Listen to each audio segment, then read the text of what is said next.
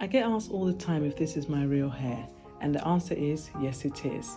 I've worked really hard to change my mindset on how my hair should be treated, so let me tell you all about it. A friend of mine told me that my natural hair was aging after having my twins, so I relaxed it. It all broke off, I relaxed it again, then I braided it.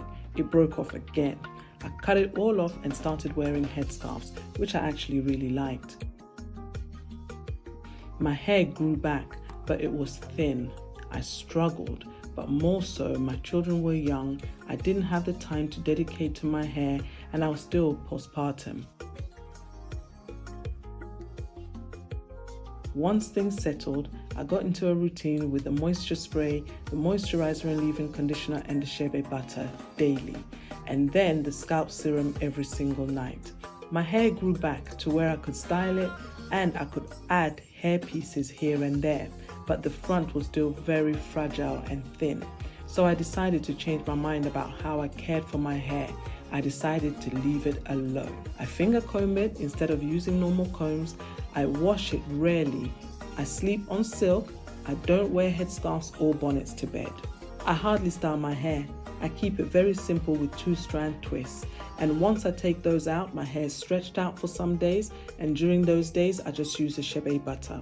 I will always say without bias that AfroHairCandy remains the best products on the market because they're 100% chemical-free, organic and natural. But also the habits you subject your hair to will make the difference between you having length retention, thickness and hair loss. I noticed early on that my scalp does not like to be pulled or any kind of pulling styles. I have bald patches at the front where my sister pulled out my braids 24 years ago, and those follicles are dead. There's nothing bringing that hair back. So I don't do anything that will make those bald patches bigger or make them get any worse. Meaning, I don't braid, I don't plait, I don't do weaves, I don't wear wigs. I literally leave my hair alone. I found that leaving my hair alone and having very minimal manipulation has contributed massively to me retaining length and having very thick hair. I've got very sensitive skin, I've got very sensitive scalp, and I found that my hair is also very sensitive. There's just a lot of things that it doesn't like, so when I stopped doing the things that my hair doesn't like, it flourished.